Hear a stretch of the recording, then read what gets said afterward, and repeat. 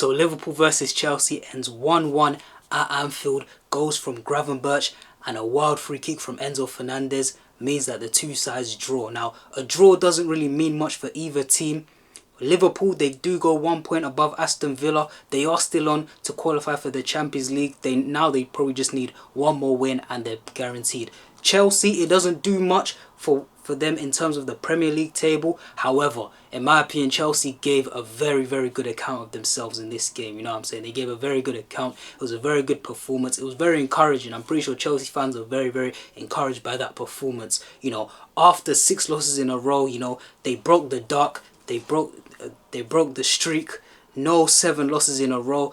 And yeah, now they look forward to that FA Cup final with Man City. And yeah, I think everything's clicking for Chelsea at the right time. I've always said that Chelsea have this weird thing where it's just like, even though they'll have a bad season, even though, you know, certain things won't go their way, they'll have injuries, there'll be loss of form of players. It feels like any time they're in a cup final late in the season, things just start to pick up for them. You know what I'm saying? You saw today Reece James returning from injury and he looked very, very good in that midfield. We all know Reece James is a quality player. He looks very, very good in that midfield. Levi Colwill out for God knows how long with an ACL injury. Even he looked very, very good.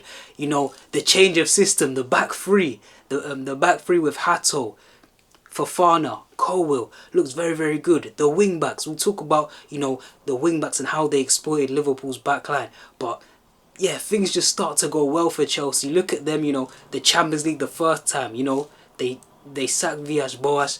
Di Matteo came in, won the Champions League. Thomas Tuchel that year came in, got to an FA Cup final, won the Champions League. And it just feels like something's the script writers are cooking up something for Chelsea, in my opinion. They're getting their players back at the right time. They found a new system. None of them wingers who aren't good enough are playing anymore. You know, they're all out injured. They're forced into a new system and the system worked well. But let's get into the game. First 15 minutes, Liverpool were the team that were on top. Chelsea didn't really offer a threat. Liverpool were the ones, you know, really knocking on the door. Rio Ngamoa, I thought he was bright down that left-hand side today. I feel like he got taken off a little bit too early. Me personally, I would have taken off Gakpo before I've taken off Rio. But hey, that's Slot's decision. But yeah, Liverpool, they started very, very well. And their first goal, the Gravenberch goal, came from Milos Kerkez sort of just drifting inside and receiving the ball with so much space. You know what I'm saying? So much space.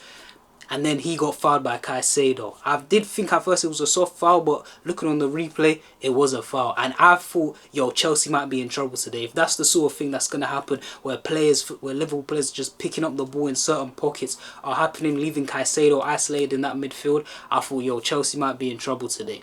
But yeah, Liverpool get a free kick. Szoboszlai steps up, strikes it straight into the wall, and it goes out to Rio. Rio gets it on that left wing, so 2 step overs, cuts it back to, plays it back into Gravenberch. Gravenberch with a lovely, lovely first touch, just to take it away from Gusto. Great first touch, and then a great finish from Gravenberch. You could argue that Jorgensen should have done a little bit better. I do think if that's Robert Sanchez, maybe he gets a hand to it, maybe he saves it. But hey, it was a great strike from Gravenberch, and Liverpool lead 1-0, you know what I'm saying? Those first 15-20 minutes, it was all Liverpool. Chelsea didn't really pose a threat whatsoever in those first 20 minutes. But then, you know, something changed. Something changed after 20 minutes. And in my opinion, it all sparks from that chance.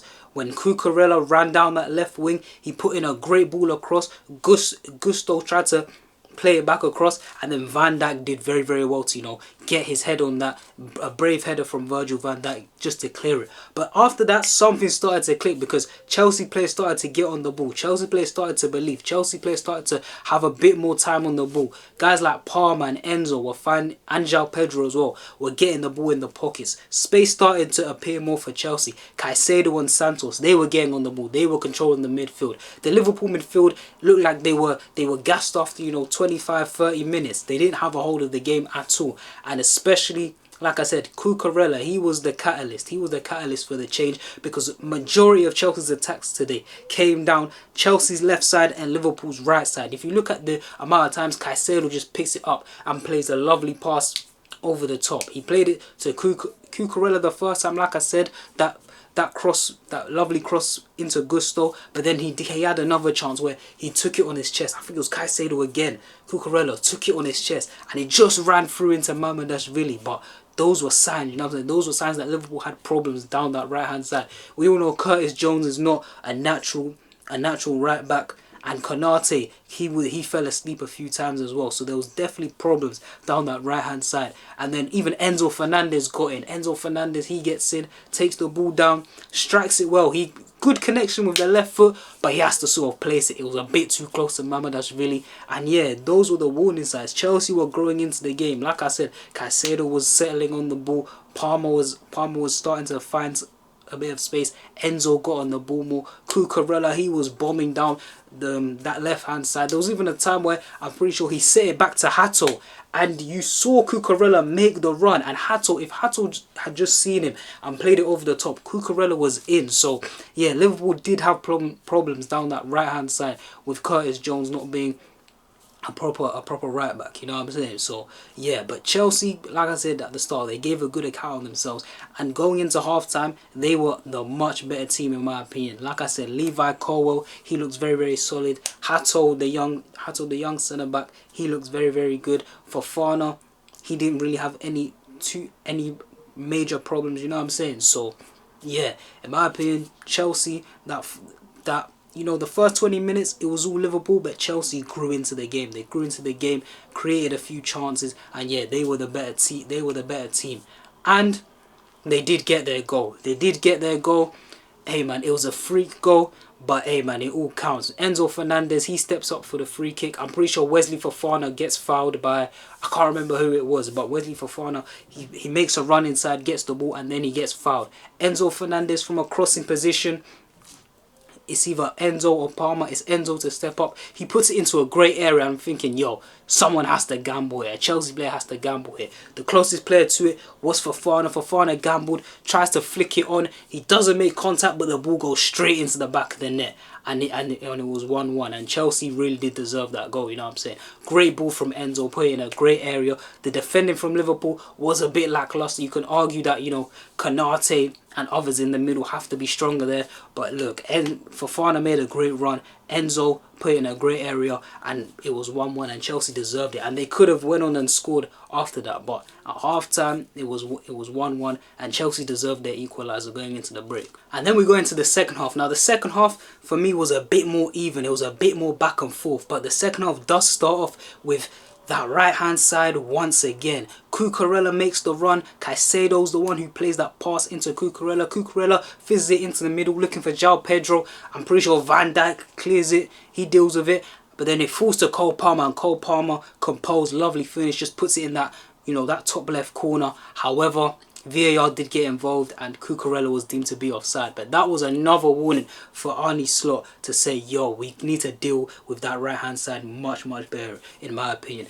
In my opinion, they could have brought Joe Gomez on a lot earlier, you know what I'm saying? They could have brought him on a lot earlier. I'm pretty sure he tried to bring Frimpong back, but even still, Chelsea was still doing stuff down that left hand side, you know what I'm saying? They were still doing stuff down that left hand side. But yeah, the second half was very back and forth. You had the Curtis Jones disallowed Curtis Jones goal, where I think the ball comes in from Frimpong. Gakpo heads it back across. Curtis Jones, he puts it in for Liverpool, but then it got disallowed. You had the Szoboszlai chance off the post. He just gets it, smacks it against the post. But yeah, in my opinion, that second half, it was very even. Both sides sort of had phases, you know. Chelsea would have 10 minutes here where they looked on top. Liverpool would have 10 minutes here when they looked on top. It was sort of back and forth, and I feel like a draw was a fair result at the end of the day.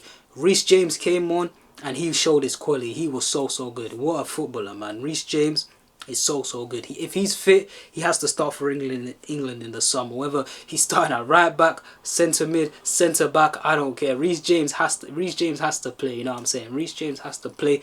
Respect to Trent, brilliant player as well, but Reece James, this guy is on a different level. It always impresses me as well how even when he comes back from injury, whether it's, you know, a month away, 2 months away, or a longer term injury, the quality just never fades, you know what I'm saying? The quality just never fades. Even though you look at some players, you can see when they come back, you give them grace. He's lacking match sharpness, he's lacking this, he's not sharp, you know, he hasn't played football in a while, we'll allow him. But Reece James, he always comes back with the same quality, has that same impact on the Chelsea team. There's a reason why he's the captain, came through their academy, and yo, I don't know if this is a stretch, but he's probably their best ever player to come out of Cobham, you know what I'm saying? He's probably the best one. I can't think of another Chelsea academy graduate who's as good as him. He's genuinely world class, genuinely has a conversation to be the best in his position, you know what I'm saying? And definitely has to start for England in this World Cup, because yeah, like I said, what a player, man. Could play right back, centre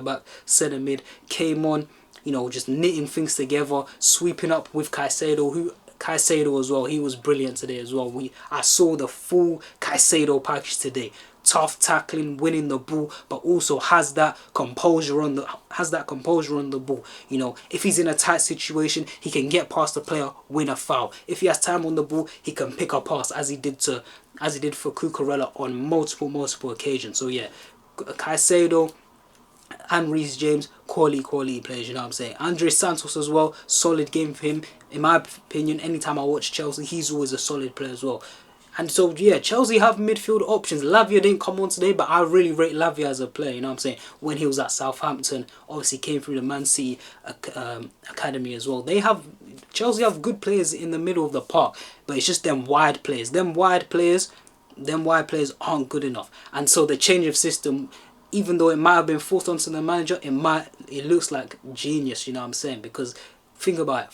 I'm pretty sure all four of their wingers are not available, you know. Garnacho, Neto, Gittins, and Esteval. They're all not available, you know what I'm saying? So, caretaker manager Callum McFarlane, he was forced into this formation change, but it looks very, very good. Chelsea looks very, very good.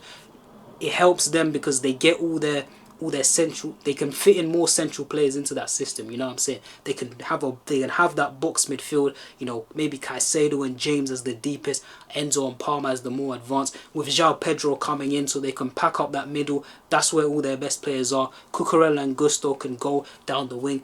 They're three at the back today, in my opinion. Very, very solid. Hato, Fofana, Colwell, very, very solid. So yeah, like I said at the start, I think something's cooking up for Chelsea in the FA Cup final, man. Even me as a Man City fan, I have to admit, Chelsea have done this so many times in the past where, you know, something will change. They'll gain momentum at the right times. Things will start happening for Chelsea in the lead up to a cup final, and I can kind of smell it. I smelt it under Thomas Tuchel, and I can smell it again here, you know what I'm saying? Even in that first Champions League, when they beat Barcelona, you could smell something. The script was written. I feel like the script writers have something for Chelsea with this FA Cup final. You could smell, like I said, first time against Barcelona, then Bayern Munich. You know, Bayern Munich were in their home stadium, and Chelsea against all odds. Like, come on, man. This is what Chelsea normally do, man. They always manage to pick up a trophy or two. So I feel like there's something cooking, and they might be able to get the better of Man City in the FA Cup final, especially if their big players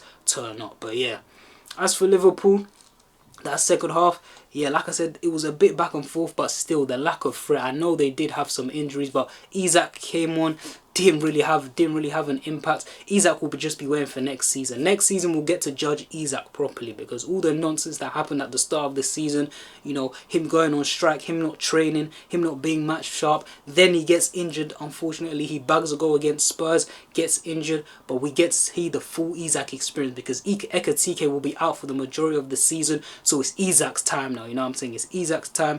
No excuses. He needs to come in fit, sharp, firing for Liverpool. You know what I'm saying? He won't be competing with anyone up top. Salah's leaving. Like I just said, Ekatike unfortunately tore his Achilles. So, hey man, it'll be on Isak to provide that firepower for Liverpool, to provide, you know, goals for Liverpool. That's why they paid the 125 million for Isak. But yeah, man, Liverpool take one step closer to securing Champions League football. They just need one more win. They go a point above Villa. But Chelsea doesn't really do anything for them in the table, but they showed a good account on themselves. They might have found something with this three at the back, which is a brilliant thing for them, especially in the lead up to the game next Saturday in the FA Cup final against Man City.